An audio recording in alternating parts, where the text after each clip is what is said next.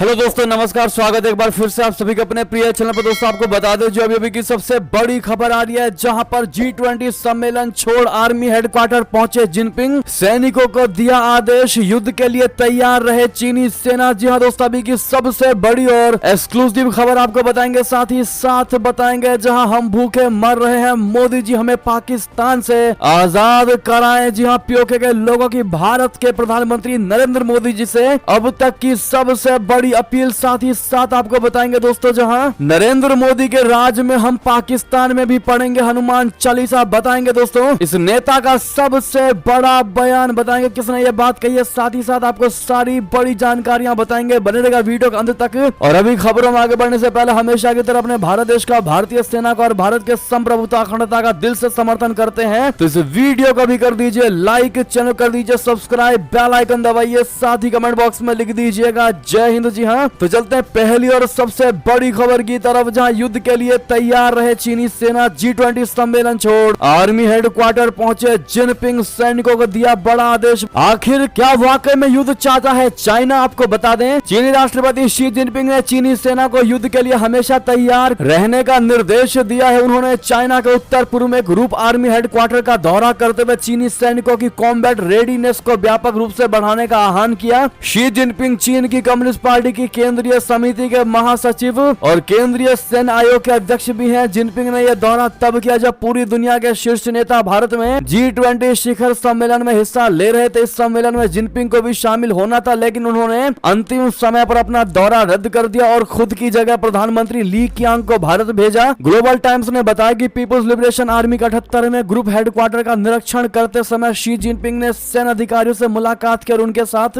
तस्वीरें भी खिंचाई। उन्होंने चीन के उत्तरी और पूर्वोत्तर क्षेत्रों में बाढ़ आने पर आपदा राहत कार्यों में तुरंत और बहादुरी से भाग लेने के लिए सैन्य और सशस्त्र पुलिस बलों की प्रशंसा की। अब ऐसे में दोस्तों G20 के मीटिंग में जिनपिंग शामिल नहीं हुआ, लेकिन अपने चीनी हेडक्वार्टर पहुंच करके जिस प्रकार से सैनिकों को खुलेआम आदेश दे रहा है कि वो युद्ध के लिए पूरे तरीके से तैयार रहें। क्या कोई बहुत बड़ा खेल, बहुत बड़ा युद्ध करने वाला है चाइना? आखिर क्या है इसकी सबसे बड़ी मंशा, ये तो आने वाला वक्त ही बताएगा। बहरहाल दोस्तों, चीन जैसे देश पर कभी भी भरोसा तो खैर नहीं किया जा सकता। अब इस पर आपकी क्या राय होने वाली है दोस्तों, कमेंट में लिखकर अवश्य बताइएगा। देखते हैं क्या कहती है हमारी भारत की प्रिय जनता। साथ ही साथ अगली खबर की बात करें, जहां पर पीओके के लोगों की भारत के प्रधानमंत्री नरेंद्र मोदी जी से बड़ी अपील। कहा हम भूखे मर रहे हैं, मोदी जी हमें पाकिस्तान से आजाद कराएं। जी हाँ, पाकिस्तान अधिकृत कश्मीर में बड़े पैमाने पर पाकिस्तान विरोधी प्रदर्शन हो रहे हैं। पीओके के शहरों, कस्बों और गाँव में लोग आसमान छूती महंगाई, भोजन की कमी और अत्याधिक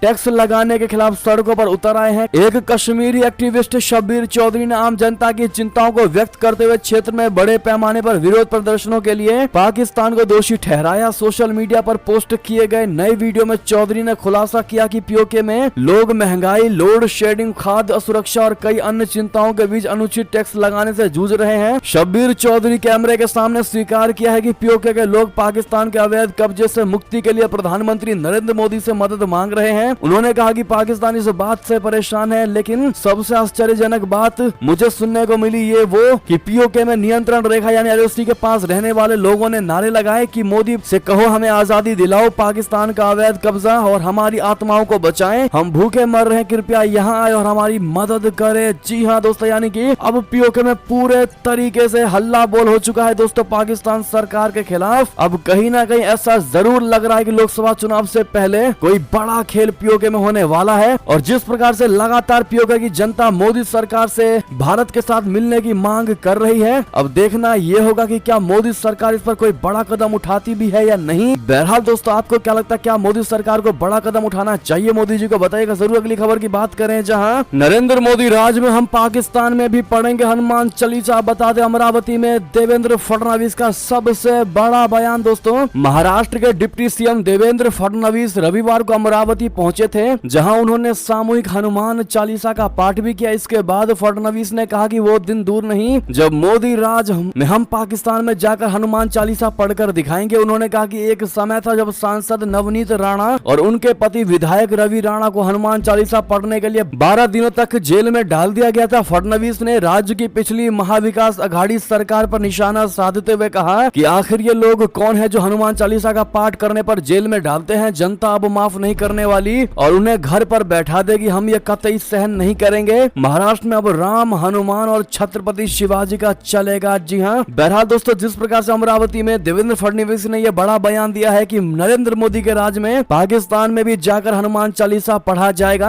अगर आप भी इस बात को मानते हैं दोस्तों तो कमेंट में मोदी हर चीज मुमकिन है जरूर कहिएगा। और क्या आप देवेंद्र फडणवीस के इस बयान का समर्थन करेंगे दोस्तों, बताइएगा जरूर। अगली खबर की बात करते हैं, जहां पर अब चीन की खैर नहीं, लद्दाख के न्योमा में बनेगा दुनिया का सबसे ऊंचा फाइटर एयरफील्ड। बता दें, वास्तविक नियंत्रण रेखा पर चीन से लगातार चल रही तनातनी के बीच भारत के रक्षा मंत्रालय ने बड़ा ऐलान किया है। बॉर्डर रोड ऑर्गेनाइजेशन यानी बीआरओ ने रविवार को बताया कि लद्दाख के न्योमा में दुनिया का सबसे ऊंचा लड़ाकू हवाई क्षेत्र का निर्माण किया जाएगा। परियोजना की आधारशिला 12 सितंबर को रक्षा मंत्री राजनाथ सिंह रखेंगे। माना यह जा रहा है कि इस एयरफील्ड के निर्माण से चीन को सीमा पर भारत कड़ी टक्कर देगा। इससे पहले बीआरओ के प्रमुख लेफ्टिनेंट जनरल राजीव चौधरी ने कहा था कि भारत अगले 2 से 3 सालों में चीन को हरा देगा, क्योंकि नरेंद्र मोदी के नेतृत्व वाली एनडीए सरकार वास्तविक नियंत्रण रेखा के 3488 किलोमीटर के क्षेत्र में बुनियादी ढांचे के विकास की दिशा में सक्रिय रूप से काम कर रही है। लेफ्टिनेंट ने यह भी कहा कि पिछले 2 से 3 सालों में 11,000 करोड़ रुपए की 295 परियोजनाएं पूरी की गई हैं। सीमाओं पर बुनियादी ढांचे के विकास के संबंध में पिछली सरकारों के साथ सत्तारूढ़ सरकार की तुलना करते हुए बीआरओ प्रमुख ने कहा कि चीन ने भारत से बहुत पहले वास्तविक नियंत्रण रेखा के साथ बुनियादी ढांचे के विकास पर जोर देना शुरू कर दिया था और एक दशक पहले 3488 किलोमीटर के क्षेत्र में बुनियादी ढांचे के विकास के बारे में हमारी सोच थोड़ी रक्षात्मक थी। जी हाँ दोस्तों, अब ऐसे में चीन की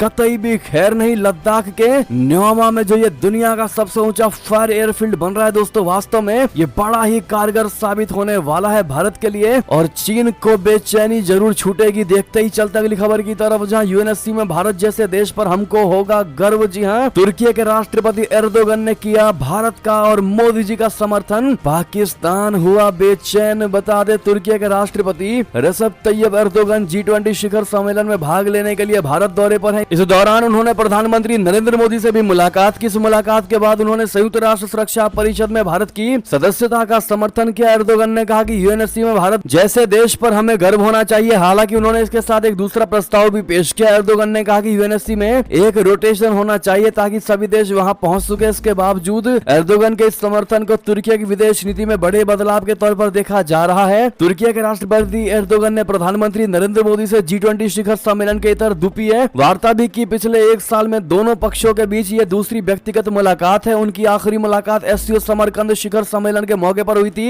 एर्दोगन ने भारत के साथ आर्थिक संबंधों पर जोर दिया। अब ऐसे में दोस्तों, एर्दोगन का ये बयान पाकिस्तान के लिए सबसे बड़ा और तगड़ा झटका माना जा रहा है। अगर आप पूछे ऐसा क्यों, तो आपको बता दें, एर्दोगन को पाकिस्तान समर्थन नेता माना जाता है। उनके नेतृत्व वाली तुर्की की सरकार सभी अंतर्राष्ट्रीय मंचों पर कश्मीर मुद्दे पर पाकिस्तान का समर्थन करती है। खुद एर्दोगन दोस्तों कई बार संयुक्त राष्ट्र महासभा में कश्मीर मुद्दे को उठा चुके हैं, लेकिन हालांकि हर बार भारत ने करारा जवाब देकर उनकी बोलती बंद कर दी। अब ऐसे में एर्दोगन का यूएनएससी में भारत की सदस्यता का समर्थन करना तुर्की की विदेश नीति में एक टर्निंग पॉइंट माना जा रहा है। इससे न सिर्फ भारत तुर्की संबंधों में आ रही मजबूती के तौर पर देखा जा रहा है, बल्कि पाकिस्तान से तुर्की का मोहभंग भी माना जा रहा है। जी हाँ दोस्तों, अब ऐसे में इस बात को, इस खबर को आप किस नजरिए से देखते हैं, अपनी राय अवश्य रखिएगा। चलते हैं अगली खबर की तरफ, जहां पर प्रधानमंत्री नरेंद्र मोदी से मिलकर खालिस्तान के मुद्दे पर आखिर क्या बोले कनाडाई प्रधानमंत्री, कहा ये कुछ लोगों की हरकतें। बता दें, प्रधानमंत्री नरेंद्र मोदी ने रविवार को G20 शिखर सम्मेलन से इतर कनाडा के पीएम जस्टिन ट्रूडो से मुलाकात की। दोनों नेताओं के बीच विभिन्न क्षेत्रों में भारत कनाडा संबंधों की पूरी सीरीज पर बातचीत हुई। G20 समिट के लिए भारत पहुंचे दुनिया के कई नेताओं के साथ मोदी ने पिछले 3 दिनों में कई द्विपक्षीय बैठकें की हैं। इस दौरान खालिस्तान के मुद्दे पर कनाडा के प्रधानमंत्री ने बात की। पीएम मोदी के साथ वार्ता के बाद पीएम जस्टिन ट्रूडो ने कहा कि कनाडा शांतिपूर्ण विरोध प्रदर्शन की स्वतंत्रता की हमेशा रक्षा करेगा और हम नफरत को पीछे धकेलने के लिए हमेशा तैयार हैं। ट्रूडो ने कहा कि भारत दुनिया की असाधारण रूप से अहम इकोनॉमी है और जलवायु परिवर्तन से निपटने और आर्थिक विकास सहित कई क्षेत्रों में कनाडा का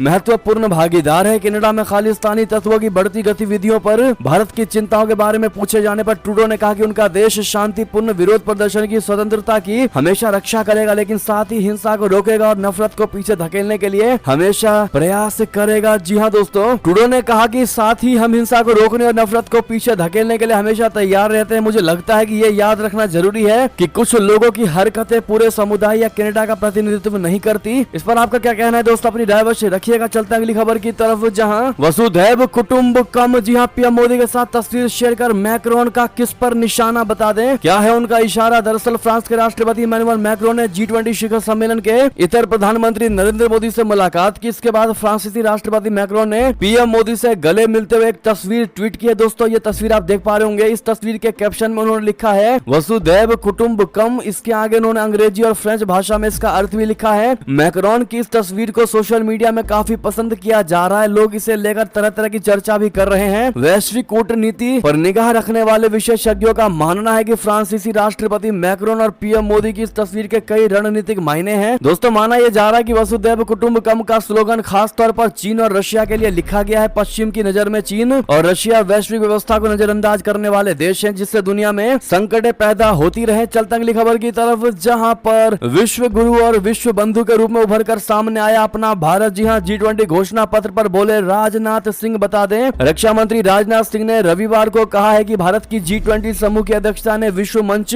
अमिट छाप छोड़ी है और इस दौरान नई दिल्ली घोषणा पत्र यानी new Delhi leaders summit declaration पर आम सहमति बनना दुनिया में विश्वास की कमी को पाटने की दिशा में एक ऐतिहासिक मील का पत्थर है। राजनाथ सिंह ने प्रधानमंत्री नरेंद्र मोदी की सराहना करते हुए कहा कि उन्होंने विश्व गुरु और विश्व बंधु दोनों रूपों में भारत के कौशल को सफलता पूर्वक प्रदर्शित किया है। रक्षा मंत्री ने सोशल मीडिया साइट एक्स पर लिखा कि नई दिल्ली में ऐतिहासिक G20 शिखर सम्मेलन सफलता पूर्वक समाप्त हुआ। प्रधानमंत्री नरेंद्र मोदी के नेतृत्व में भारत की अध्यक्षता में हुई इस बैठक ने विश्व मंच पर अमिट छाप छोड़ी है। उन्होंने कहा कि नई दिल्ली में आयोजित G20 शिखर सम्मेलन में घोषणा पत्र पर आम सहमति बनना वैश्विक विश्वास की कमी को पाटने तथा दुनिया में भरोसा विकसित करने की दिशा में एक ऐतिहासिक मील का पत्थर है। जी हाँ दोस्तों, अगली खबर की बात करते हैं, जहां हो गया तय चीन के BRI से बाहर निकलेगा इटली। जॉर्जिया मेलोनी ने चीनी प्रधानमंत्री को दे दी बहुत बड़ी जानकारी। जी हाँ दोस्तों, इटली ने निजी तौर पर चीनी प्रधानमंत्री ली कियांग को बता दिया है कि उनका देश बेल्ट एंड रोड इनिशिएटिव से बाहर निकलेगा। बेल्ट एंड रोड इनिशिएटिव को लेकर इटली के संबंध अमेरिका से खराब हो गए थे। इटली G7 समूह का एकमात्र ऐसा सदस्य है जो चाइना के BRI में शामिल हुआ है। जॉर्जिया मेलोनी ने चीनी प्रधानमंत्री को यह जानकारी नई दिल्ली में आयोजित G20 शिखर सम्मेलन के दौरान दी है। जॉर्जिया मेलोनी ने कहा कि वो चीन के साथ संबंधों को बेहतर बनाना चाहती है, जो बेल्ट एंड रोड इनिशिएटिव के बिना भी संभव है। ब्लूमबर्ग ने इस घटना से परिचित एक व्यक्ति के हवाले से बताया कि भारत में समूह 20 शिखर सम्मेलन के मौके पर शनिवार को एक बैठक के दौरान मेलोनी ने चीनी प्रधानमंत्री ली कियांग से कहा है कि इटली चीनी राष्ट्रपति शी जिनपिंग के हस्ताक्षरित बेल्ट एंड रोड इनिशिएटिव से हटने की योजना बना रहा है। उन्होंने ये भी कहा कि वो अब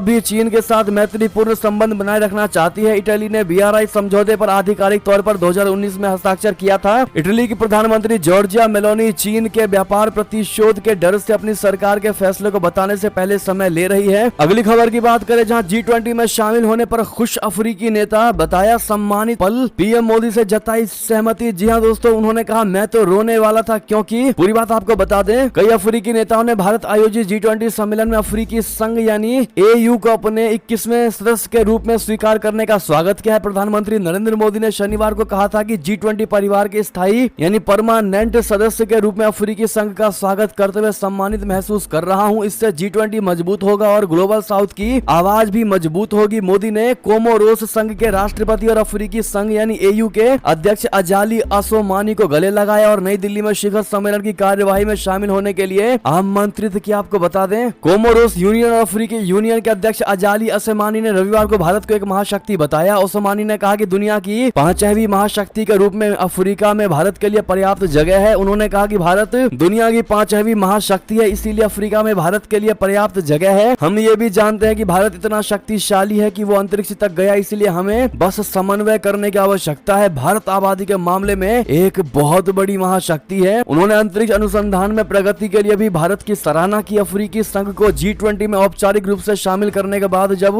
प्रधानमंत्री नरेंद्र मोदी ने उन्हें गले लगाया तो AU चेयरपर्सन ने कहा कि ये उनके लिए भावनात्मक क्षण था। उन्होंने कहा कि उन्होंने सोचा था कि किसी फैसले पर पहुंचने से पहले बहस होगी, लेकिन रविवार को 2 दिवसीय शिखर सम्मेलन की शुरुआत वहीं G20 परिवार के हिस्से के रूप में अफ्रीका संघ की घोषणा कर दी गई। उन्होंने कहा मैं रोने वाला था, ये मेरे लिए इमोशनल पल था, क्योंकि वास्तव में हमने सोचा था कि एक बहस होगी और फिर कोई निर्णय लिया जाएगा, लेकिन ऐसा बिल्कुल नहीं हुआ। डायरेक्ट हमको सदस्य घोषित कर दिया गया। मेरे लिए ये रोने वाला पल था, इमोशनल पल था। और उन्होंने दोस्तों जमकर पीएम मोदी जी की सराहना की, तारीफ की। अब ऐसे में इस पर आपकी जो भी निजी राय होने वाली हो कमेंट में लिखकर अवश्य बताइएगा। चलते अगली खबर की तरफ, जहां G20 में इकोनॉमी कॉरिडोर के ऐलान से बढ़ गया अब पाकिस्तान का दर्द, बदलाव की करने लगा मांग, लोग बोले अब आ रही है शर्म। बता दे G20 सम्मेलन के दौरान भारत, पश्चिम एशिया और यूरोप के बीच कॉरिडोर बनाए जाने के लिए समझौता हो चुका है। इस समझौते ने पाकिस्तान में हलचल ही मचा डाली है। इस बारे में जानकारी होते ही पाकिस्तान के लोग अपनी सरकार को जमकर कोस रहे हैं। इतना ही नहीं, पाकिस्तानी इस पर शर्मिंदा तक महसूस कर रहे हैं। पाकिस्तानी नागरिक इसे आखिरी वेकअप कॉल बता रहे हैं और देश की सरकार में बदलाव की मांग कर रहे हैं। बता दें कि इस आर्थिक गलियारे के बनने के बाद चीन के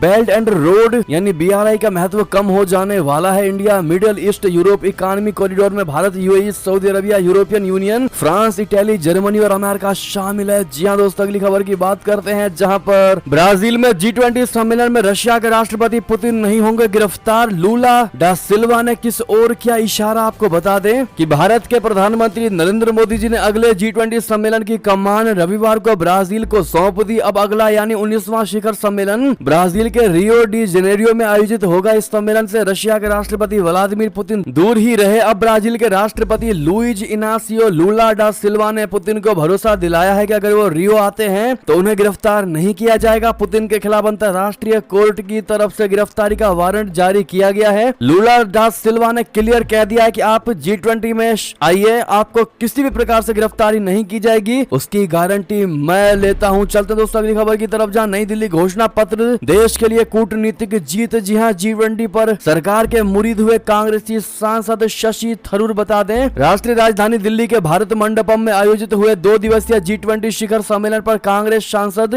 शशि थरूर ने प्रतिक्रिया दी है। उन्होंने जहां नई दिल्ली घोषणा पत्र को देश के लिए कूटनीतिक जीत बताया है और कहा है कि वे G20 शेरपा अमिताभ कांत और विदेश मंत्री को बधाई देंगे, तो वहीं G20 डिनर में विपक्ष के नेताओं सांसदों को नहीं बुलाए जाने को दुर्भाग्यपूर्ण करार दिया। कांग्रेसी सांसद शशि थरूर ने कहा कि नई दिल्ली घोषणा पत्र निःसंदेह भारत के लिए एक कूटनीतिक जीत है। ये एक अच्छी उपलब्धि है क्योंकि जब तक G20 शिखर सम्मेलन बुलाया जा रहा था तब तक व्यापक उम्मीद थी कि कोई समझौता नहीं होगा और इसीलिए एक संयुक्त बयान की भी संभावना नहीं थी। हमें एक अध्यक्ष के समरी के साथ समाप्त करना पड़ सकता था। चलते हैं दोस्तों अगली खबर की तरफ, जहां सऊदी अरब में ट्रेन दौड़ाने का समझौता क्या हुआ, भड़क गया ग्लोबल टाइम्स, कार्टून दिखा उगला जहर। बता दें, भारत, अमेरिका और सऊदी अरब के बीच रेल बंदरगाह समझौते से चीन को मिर्ची लगी हुई है। यही कारण है कि चीनी कम्युनिस्ट पार्टी का पिट्ठू मीडिया ग्लोबल टाइम्स जहर उगलने लगा है। उसने एक कार्टून शेयर कर अमेरिका को नकलची करार दिया। ग्लोबल टाइम्स ने लिखा कि अमेरिका को बेल्ट एंड रोड इनिशिएटिव का मुकाबला करने और उसकी नकल करने की कोशिश के बजाय अपने घरेलू बुनियादी ढांचे में सुधार पर ध्यान केंद्रित करना चाहिए। भारत, अमेरिका और सऊदी अरब ने यूरोपीय संघ और कई दूसरे देशों के सदस्यों के साथ इस समझौते पर हस्ताक्षर किए। एक और खबर की बात करें दोस्तों, जहां ईरान ने गुस्ताखी की तो सेना देगी करारा जवाब। तुर्की ने आखिर किस देश के समर्थन में तेहरान को दी धमकी, बता दें, तुर्की ने ईरान को सैन्य कार्रवाई की धमकी दी है। विदेश मंत्री हाकन फिदान ने कहा कि अगर ईरान अजरबैजान के मामलों में हस्तक्षेप करता है तो तुर्की की सेना समय पर जवाब देगी। दरअसल ईरान यूरोप तक अपनी पहुंच बनाए रखने के लिए आर्मेनिया का समर्थन कर रहा है। वहीं अजरबैजान किसी भी तरह आर्मेनिया के जंगुजेर कॉरिडोर पर कब्जा करने की कोशिश कर रहा है। इससे ईरान का संपर्क बाकी यूरोपीय देशों से कट सकता है। बस इसी कारण ईरान खुलकर आर्मेनिया की मदद कर रहा है। इस पर अजरबैजान ने अपने आका कहे जाने वाले तुर्की से ईरान की शिकायत की थी। जी हाँ दोस्तों, साथ ही साथ आपको बता दें बड़ी खबर, जहां पर चीन के बाद भारत के एक और पड़ोसी को मिला सुखोई 30 लड़ाकू विमान। रूस ने कर दी इसकी पुष्टि। बता दें, यूक्रेन युद्ध के बाद रशिया तेजी से एशियाई देशों के साथ सैन्य और व्यापारिक संबंध बढ़ा रहा है। इसमें एशिया के कई देशों के साथ सैन्य समझौता भी शामिल है। अब रशिया ने हाल ही में पुष्टि की है कि उसने एशिया के एक और देश को सुखोई Su-30 लड़ाकू विमानों की पहली खेप सौंपी है। इस विमान के अलग अलग वेरिएंट पहले से ही चीनी और भारतीय वायुसेना में शामिल है। भारत की हिंदुस्तान एरोनॉटिकल लिमिटेड लाइसेंस के तहत रूसी सुखोई Su-30 MKI विमान का उत्पादन भी करती है। इसके अलावा चलते हैं दोस्तों अगली खबर की तरफ, जहां G20 समिट को लेकर अपनी ही सरकार पर भड़के पाकिस्तानी कहने लगे उन्हें पता है सब चोर डाकू बैठे हुए हैं। बता दें, भारत में आयोजित 2 दिवसीय G20 समिट की चर्चा भारत के साथ साथ दुनिया भर में हो रही है। इस समिट में अमेरिका के राष्ट्रपति बाइडन, ब्रिटेन के प्रधानमंत्री ऋषि सुनक और सऊदी अरब के क्राउन प्रिंस मोहम्मद बिन सलमान समेत दुनिया के तमाम बड़े देशों के प्रतिनिधियों ने शिरकत की। समिट में बांग्लादेश समेत 9 देशों को भी गेस्ट कंट्री के तौर पर बुलाया गया था। पाकिस्तान को गेस्ट कंट्री के तौर पर नहीं बुलाए जाने पर वहां के नागरिकों ने अपनी ही सरकार को जमकर खोटी सुनाई। पाकिस्तानी यूट्यूब चैनल पर अपलोड एक वीडियो में एंकर जब वहां के एक नागरिक से पूछता है कि भारत में G20 की मीटिंग हो रही है, इसके जवाब में पाकिस्तानी शख्स कहता है जो भी देश वहां जा रहे हैं ये एक बढ़िया मौका है, बांग्लादेश को भी बुलाया जा रहा है लेकिन हमारे हालात ही ऐसे नहीं है कि वो हमें बुलाए। सबसे पहले हमें अमेरिका के सर्कल से बाहर निकलना चाहिए, हमें चीन और मुस्लिम देशों के सर्कल में जाना चाहिए, तभी हमारे हालात बेहतर हो सकते हैं। ये अंग्रेज हमें शुरू से ही इस्तेमाल करते आए हैं, अब भी इस्तेमाल कर रहे हैं। एक ने कहा कि हमारे नेताओं की इज्जत नहीं है, दुनिया को पता है कि सब चोर डाकू बैठे हुए हैं पाकिस्तान में, तो क्या जरूरत है इनको बुलाने की। बहरहाल दोस्तों, पाकिस्तानियों को भी पता है कि पाकिस्तान सरकार में कितनी बड़ी गलती है। साथ ही साथ दोस्तों, अंतिम खबर की बात करें, जहां ताजमहल और लाल किला भी उड़ा दो, बीजेपी सांसद दिलीप घोष पर अधीर रंजन का पलटवार। दरअसल बंगाल कांग्रेस अध्यक्ष अधीर रंजन चौधरी ने बीजेपी नेता दिलीप घोष की विवादास्पद टिप्पणी पर पलटवार किया है। दरअसल दिलीप घोष ने रविवार को कहा कि राज्य में बीजेपी सत्ता में आई तो कोलकाता की सड़कों से गुलामी की निशानी यानी अंग्रेजों द्वारा मार्गों पर लगाई गई सभी मूर्तियों को हटा दिया जाएगा। इसको लेकर वो एक बार फिर विपक्षी पार्टियों के निशाने पर आ गए हैं। कांग्रेसी सांसद अधीर रंजन चौधरी ने कहा कि उन्हें इतिहास की जानकारी नहीं है, फिर तो राष्ट्रपति को भी राष्ट्रपति भवन में जाने से रोक देना चाहिए। अगर ऐसा कुछ करना है तो उन्हें सबसे पहले राष्ट्रपति को राष्ट्रपति भवन से बाहर निकालना होगा। ताजमहल और लाल किले को भी उड़ा दो, क्या वे ऐसा कर सकते हैं? बहरहाल दोस्तों, ये तो थी विपक्ष की बात, विपक्ष की खबर। इस पर आपका जो भी राय हो कमेंट में लिखकर अवश्य बताइएगा। बहरहाल ये थी सारी जानकारियां। आपको खबर कैसी लगी दोस्तों? आशा करता हूँ बहुत अच्छी लगी होगी। थोड़ी भी अच्छी लगी तो इस वीडियो को अपने दोस्तों में, भाइयों में, रिश्तेदारों में शेयर जरूर कर दीजिएगा और अभी कर दीजिए इस वीडियो को लाइक, चैनल कर दीजिए सब्सक्राइब, बेल आइकन दबाइए, साथ ही कमेंट बॉक्स में लिख दीजिएगा जय हिंद जय भारत।